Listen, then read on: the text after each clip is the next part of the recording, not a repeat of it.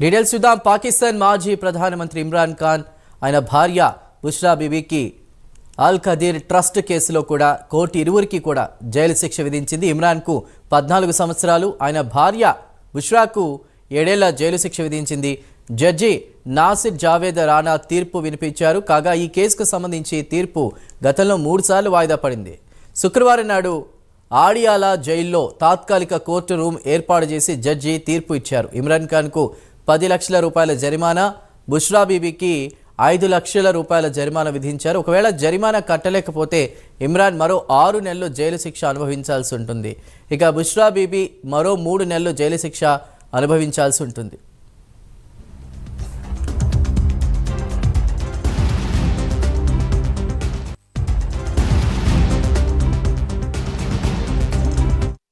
ఆడియాలా jail బయట భారీ బందోబస్తును ఏర్పాటు చేశారు. తీర్పు వెలువడిన వెంటనే కోర్టులోనే బుష్రా బీబీని అరెస్ట్ చేశారు. కాగా అల్ ఖదీర్ కేసుకు సంబంధించి కోర్టు గత ఏడాది ఫిబ్రవరి 27న ఖాన్ను, ఆయన భార్యను ఇద్దరిని కూడా దోషిగా నిర్ధారించింది. కాగా శుక్రవారం నాడు కోర్టు తుది తీర్పు ఇచ్చింది. తీర్పును సుప్రీంకోర్టులో సవాల్ చేస్తామని ఖాన్ న్యాయవాదులు తెలిపారు.